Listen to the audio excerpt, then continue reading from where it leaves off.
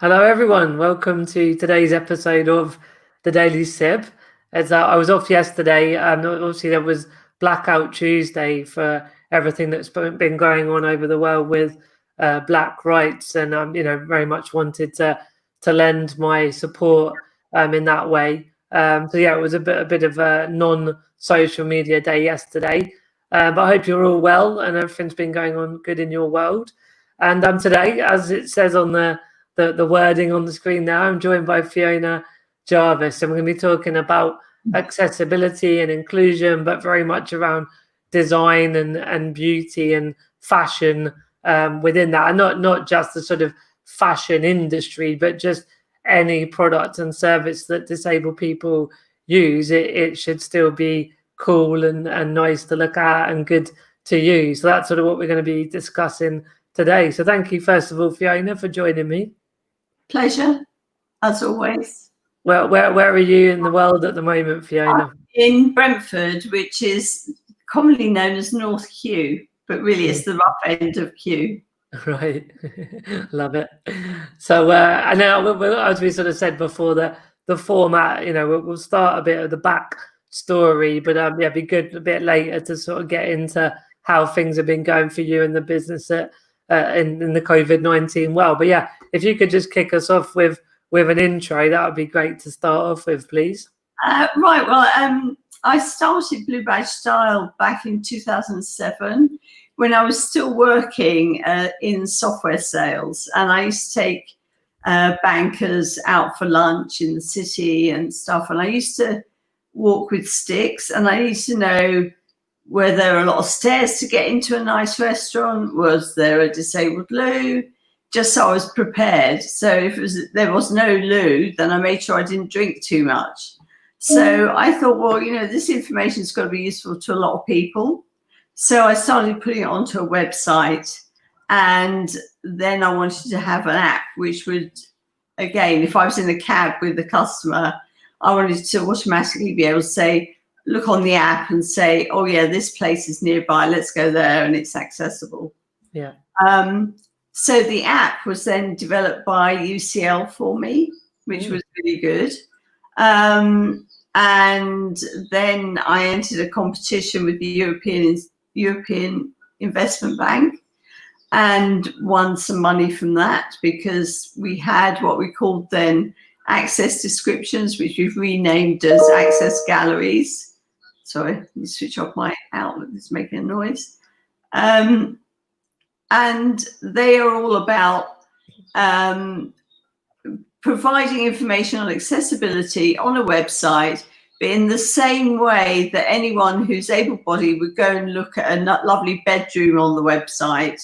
We usually get a horrible health and safety explanation, and have no idea what the room looks like at all, because they just think, well, it's so horrible, we're not going to put it on the website. I always say, Fiona, that when I'm going on a holiday, and it's exactly the same as sort of talking about, more local restaurants and cafes as well. But, people think that if they tell me there's a wet room shower, I'm there. And of course it is important and fundamental for me personally that there is a wet room shower in a hotel when I'm abroad. But it's not the first thing I'm thinking about when I'm dreaming up of what holiday destination I want to go to, right? But I mean, that's the other thing, right? You could say on the website, this room, or the people on reception will say, this room's got a wet room shower. But when you get there, and the wet room shower has a 2-inch step to get in. Yeah. Wet room, when you get over the 2-inch step, but how do you get over the 2-inch step?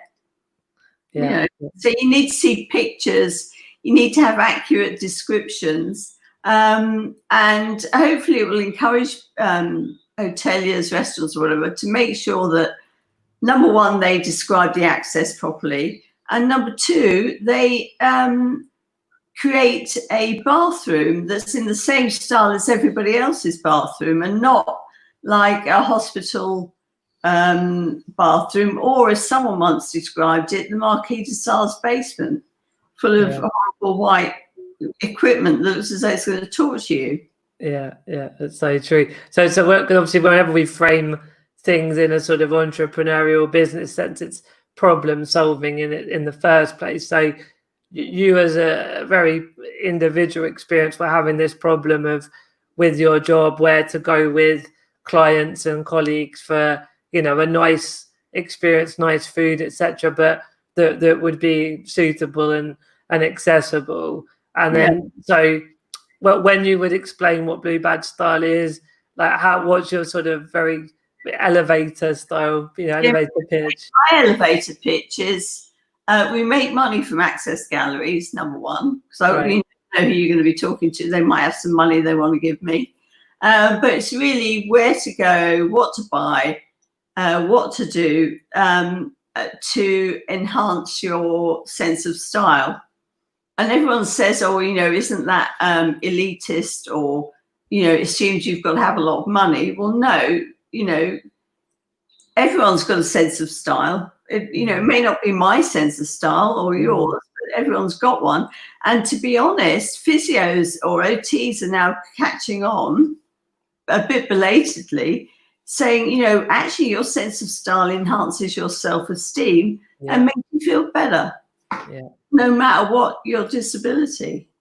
Yeah, I mean, there's you know, so many different tangents we can go on here, but one for me is around fashion, and you know, I've struggled more recently with jeans that are comfortable when I'm sat down all day, and then there are over the years some jeans that are adapted for disabled people, but they don't necessarily look that stylish. They're just sort of a bit of denim that's been sewn together with a bit more of a waistband. Oh, let's put a bit of Velcro around. Exactly. Only of my life, Velcro. It pulls on all my cashmere jumpers. Yeah. Pops up any sort of polyester-based fabric, just gets roughed up by it, and you just think, oh, please save me from Velcro. Yeah, I totally agree. I was going to then say the marketing as well, that, you know, that some of the adverts for these adapted products are just so surreal. It's like, why is it we've got all these, you know, non-disability related glossy mags and models, and it's all aspirational? Like, that's the way marketing, advertising and consumers are. And I think some people that take umbrage with this approach probably just has umbrage with the sort of capitalism and consumerism, but that's a different discussion. When we're talking about disability rights and inclusion, it's why are disabled people's goods and services and advertising not the same as everybody else's? And it sounds like you've tried to grab that by the horns. Well, the advertising is definitely becoming more inclusive now, but it's always shoving someone in who's in a wheelchair into a bit of an advert, and you just think, oh, please, you know, it's tokenism. You know, really. The one I thought was really great was the Maltesers advert. I think that was great ground. That was great. Yeah, it was very, very, because the word normal is always a bit weird using the word normal, because what is normal, right? But it, you know, the fact was in that Malteser ad, there was representation of disabled people, but it wasn't tokenism. It wasn't awkward. It was just a good advert, basically. Yeah, and it was funny. Yeah. So you mentioned there was some, was it grants or investment or a bit of both in those early days? But no, I just won money, or people. Yeah, sort of grants then, really. Yeah. And awards. Well, yeah, it was an award, really. Yeah. And again, I seem to be the one person they go to when it's anything to do with disability. Right. You know, this institute, the EIB Institute, they always like me to go to at least one of their events every year, so that I'm representing the disabled community. And I don't really mind, to be honest. I'd rather they did it than not. Yeah. But it's someone else they know is disabled. Well, there's 1.3 billion of us apparently in the world. But I mean, so in terms of like fights now. But in terms of like you said there was a bit of funding one way or another, and that was around the tech side. So is it a website or an app or both? Well, no, I've got the website, bluebadgestyle.com. And the app is only in the Apple App Store The Android version has lapsed because they rewrote the code, and it meant I had to re-engineer the whole app, and it cost too much money. So I just thought, yeah, I'll just have it on Apple. Sorry about anyone who's got Android. If you want to give me some money to do the Android version, I will. And presumably, like, Android can still use the web version, though, right? Yeah, of course. Yes. And we rejigged the web so that it would be the same experience on the internet, finding places you might want to go to, as you would on the app. Yeah. So it looks the same on both. Cool. And so, can you hear me all right, Fiona? I think we might have lost Fiona now. The wonders of live broadcasting and tech internet issues. Okay, I'll remove her from the stream and see if we can get her back in a minute. Yeah, so anyway, to summarize, oh, are you back, sorry, Fiona? Are you back? I'm back. Okay, we lost you there for a little while, but yeah, I think we're back now. So yeah, you were saying about the app and the website, which I think we came across kind of where you're at with that. And what were you saying, that there was to try and make the same experience on the website? Yeah, I mean, quite a few years ago, being in software, I knew the right people to ask to do things. Yeah, that helps. And for quite a long time now, we've had a mobile version of the website, and we've got the app, and the website has the same experience for the user. Yeah. So whether you connect through the internet or on the app, it doesn't really matter. It's the same thing. Sure. So one of the key things we do is we review venues, and we'd love to get readers' reviews in of cool places to go that might be accessible or may not be accessible, because accessibility is different for different people. Yeah. So, for example, I'm in a manual wheelchair, and if I can't get over a 3-inch step, it's no big deal because somebody can lift the wheelchair over. But it's not the same for you in an electric wheelchair. Yeah. 3-inch step means you can't get in. Yeah, that's true. It's that. I mean, that's you may have seen. We've had the guys from Access Advisor and Access Rating on the show before, and there's similarities and there's differences with all of what you do. But what's shone through is that there is that subjectivity to the review. So in the end, it's just about a platform for people's experience, so other people can learn and benefit from those that have been to places before, right? Yeah, no, ours is a bit different because we actually audit the venues ourselves, so that we make sure because someone might be send a review in based on access in a wheelchair. Well, that's of no benefit to someone who's deaf. Yeah. So we try and broaden the review so it's through our own input, so that it's applicable to any disability. And I think that's where it's different, where we're different. We also are a bit like the Michelin Guide. We'll review places. We're not going to review McDonald's from down the road. We're looking at places that are a little bit different, or somewhere you might want to go to for a special occasion. Yeah. Everyone has a special occasion at least once a year. Yeah, and that's back to your point that there was some feedback you had about, is it elitist? But it's just saying that everyone has those, maybe a birthday, whatever it might be. But why should disabled people not have information and accessibility to those more high-end places like anybody else? They're not even high-end, to be honest, Martin. Right. There's the pub that has great music on a Tuesday or something. Do you know what I mean? And I want to go and listen to that music. But I forgot what you asked. It was about.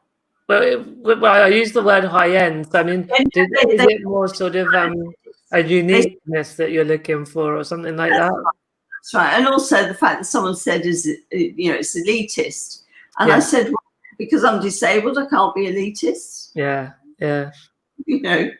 The other thing that, coming back to advertising, someone once said to me, well, yeah, but nobody aspires to be disabled. And I thought, well, actually, that's quite true.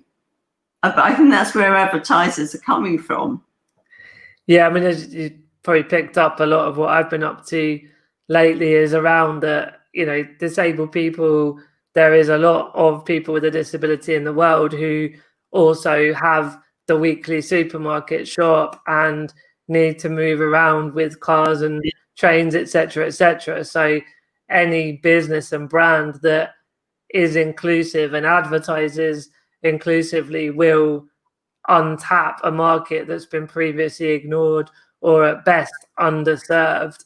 So I think that there's a lot around the value of disabled people as a marketplace.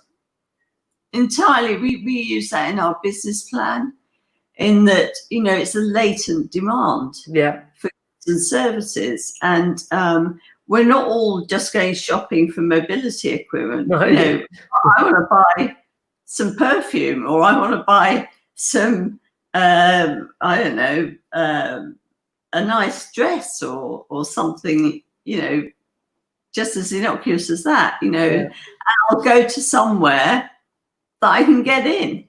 Yeah. And so you mentioned that the reviews, so the sort of physical spaces like restaurants, etc. Are there other kind of areas that are on the app and the website?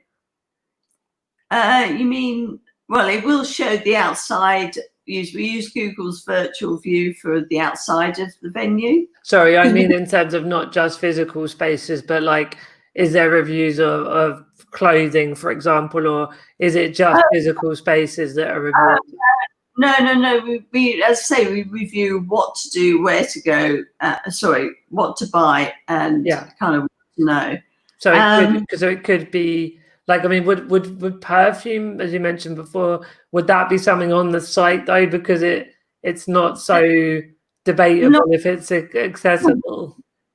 Not really. But one of the things we do review, we have what we call the D list that we review intermittently, and that's to do with stylish mobility equipment, basically, or any sort of aid for disability. So we did one on ear what we call them? Headphones. No, ear hearing aids. Hearing aids. Oh yes.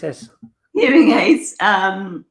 And we've got one coming up now, which is on the latest trend in, Sir Captain Tom was using that walker, and it was the horrible NHS grey walker he was using. I thought, oh my God, someone's got to give him something better than that. Yeah. I noticed in the end he did have one that was slightly better when he was being interviewed a bit later in the series. But so we've done a review of futuristic. The D list looks at futuristic sort of designs in the hope that maybe some designers or manufacturers will look at them, but also ones that are available now. And that's really something that our readers like. And we're doing one on new wheelchairs as well. The only problem is you can only do it once in a while because things don't move that quickly. Yeah, designers have great ideas, but they don't get manufactured. Yeah, that's interesting. Try and encourage that. So it sounds like there's kind of the products that are designed and for disabled people, and then looking at the new and upcoming trends and the stylishness of. I remember on Disability Horizons we did an article that was someone that made walking canes that were just like way more beautiful and cool looking and individualized. I think they were the ones with Swarovski crystal on, weren't they? Could be, yeah. That rings a bell, yeah. But, there's, we have an online shop that has sort of stylish crutches and sticks, but I can't really, hand on heart, find anything else that's stylish in the disability. No, a wheelchair just isn't stylish ever.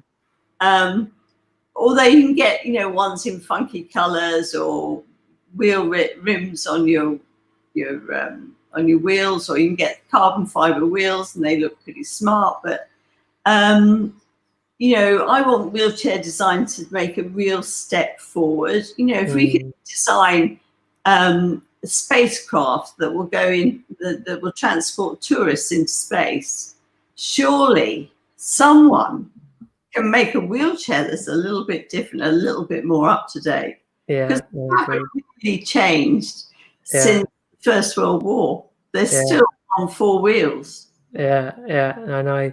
I was interested. I've been involved in some innovation projects to change that, and everyone I've been involved in some level or other, they get into the business side, and that there are more older people with health conditions and disability than younger people, and they always end up saying, well, let's make a slightly better scooter, and then we'll be able to reinvest the profit into that cool futurist. But they always end up going away from that innovation idea. I think the latest one, the one that's been most prevalent, is one that's been sponsored by Toyota.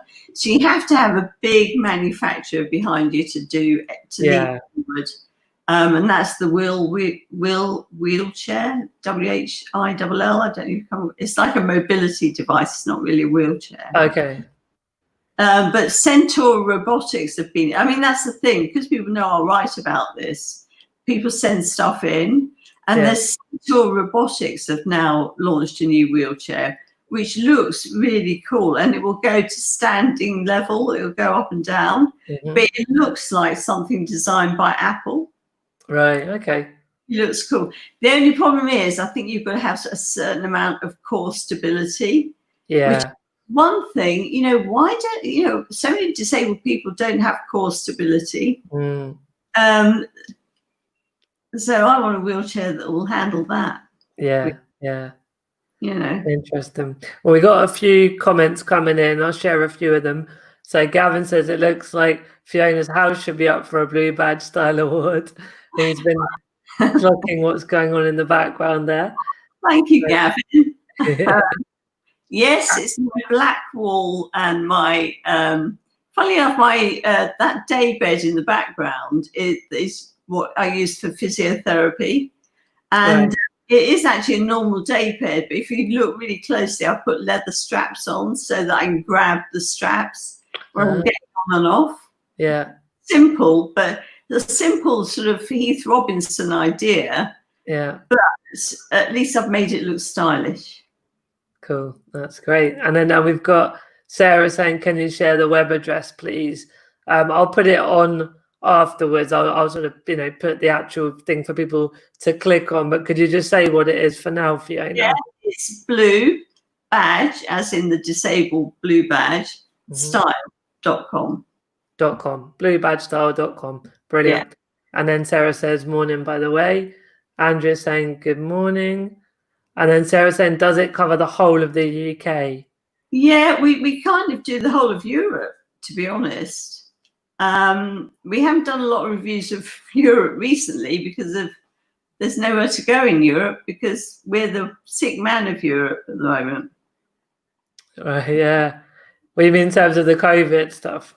Yeah. So, I mean, do you want to chat a bit more about that on a personal and a business level, where how it's going at the moment?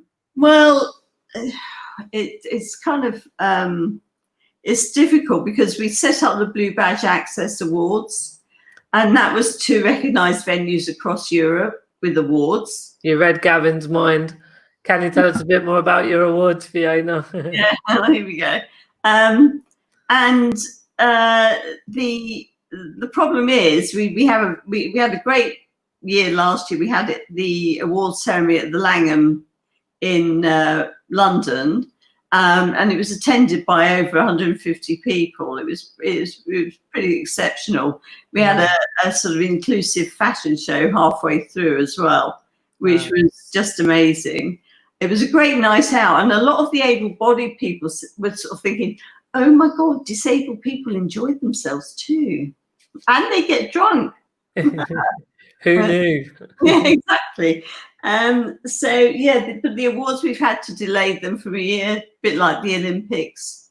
Yeah. We're going to have them next year instead. But we still need people to sort of send their reviews in or send people they want to nominate. You can actually nominate yourself as well. So we have things like best restaurant, both upmarket and budget, best hotel, best boutique hotel. Yeah. We also have an above and beyond award that's open to actually anyone. I can't remember who won it last year, but no, I can't remember.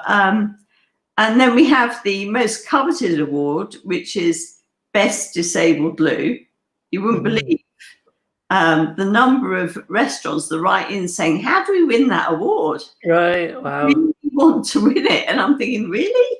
I remember I did a road trip all around Europe where I interviewed disabled people and, you know, charities for disabled people.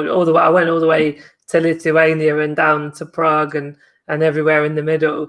And I came across so many weird and wonderful toilets that I was like, part of my social media was sharing different weird toilets.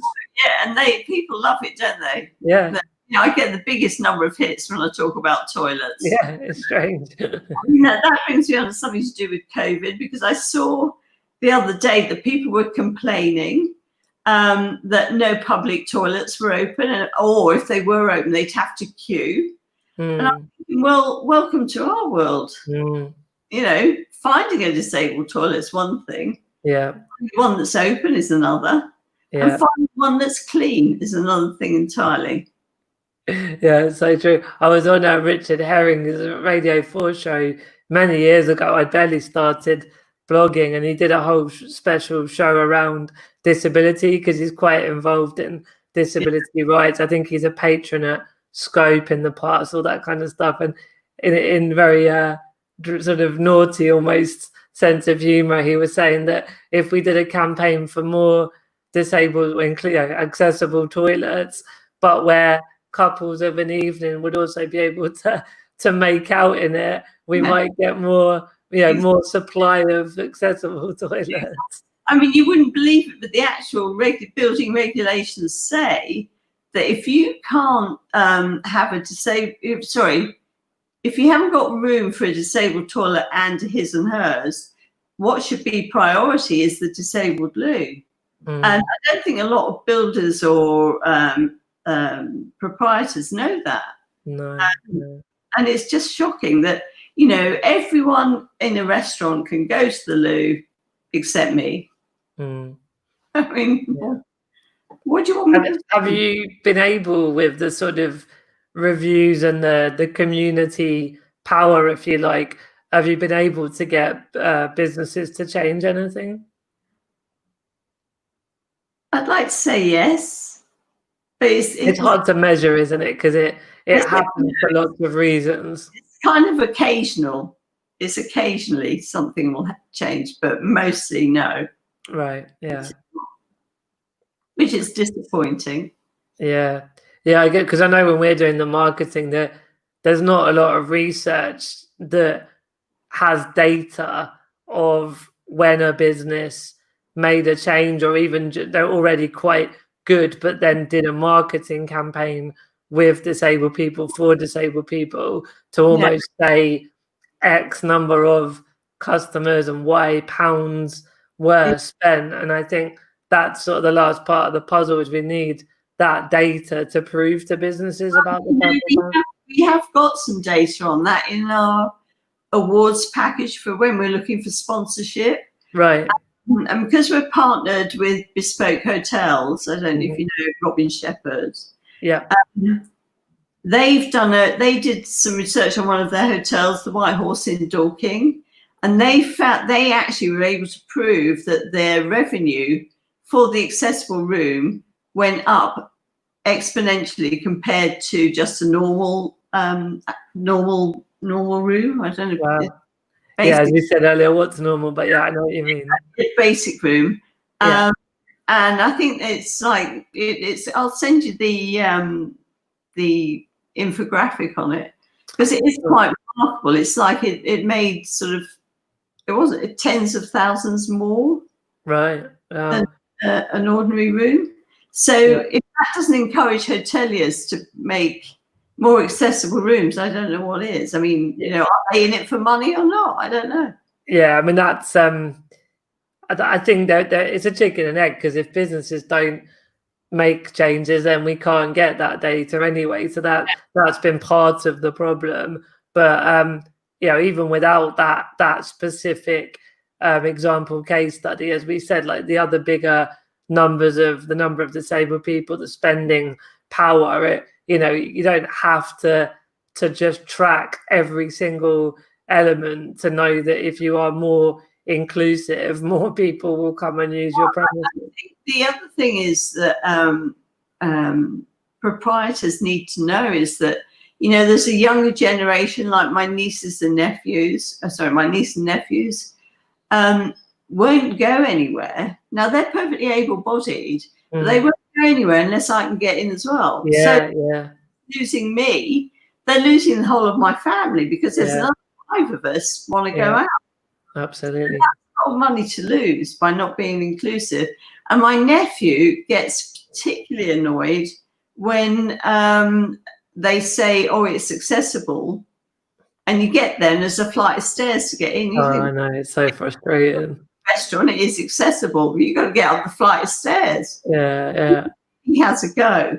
And I think that's the one thing I'm encouraged by, is that the younger generation, you're included in that, Martin, but the younger generation are far more vociferous, or want to do the right thing. Definitely. You know, and at the end of the day, you know, I sold an access gallery to a group of restaurants, and I said, oh, you know, you can make X amount more money by doing this. You know, you've got the 249 billion disabled pound or whatever. And he says, no, we're doing it because it's the right thing to do. Yeah. You know, that's a fresh air when that happens, isn't it? Because we're sort of trying to bang the drum about money and profit, because that's the language that businesses are more likely to speak. I don't know about you. Even then, there's still this resistance, and I do feel like there's been a fear. I mean, Caroline and Marianne talked about this as well. There's been a fear of doing it wrong, so they do nothing. But there's almost a bigger risk now of doing nothing, because they are going to get sued or bad PR or whatever it might be. When people sort of talk like that, I sort of say, Grenfell Tower. Well, do you really want to be sued because you're not doing the right thing, or you're not doing it in the right way? You know, if I have to climb up a flight of stairs, or be carried up what can I climb? If I have to be carried up a flight of stairs, you really want to be responsible if I fall out of my chair? Yeah. And whereas if they go the other way and say, well, actually, we put in a ramp or a lift, and there's a bit of an expense, but it's an investment, and then we're going to get more customers, but also we're not going to get that liability risk. It's actually just so much of a more positive win-win-win. One of the things I bang on about is that if you're going to open a restaurant, open it in a place that's accessible. Don't open it in a place that's inaccessible, you know, because that's not the right thing to do. And then in that way, if restaurants will only open in accessible premises, then guess what? Landlords and proprietors of places will only look for accessible places to open restaurants in, because it's not necessarily the front of house staff that they have to deal with the brunt of it. But they really want to make people feel welcome. That's their job. And they get frustrated because the hotel owner won't put the money in to put in a ramp, or even buy a portable ramp.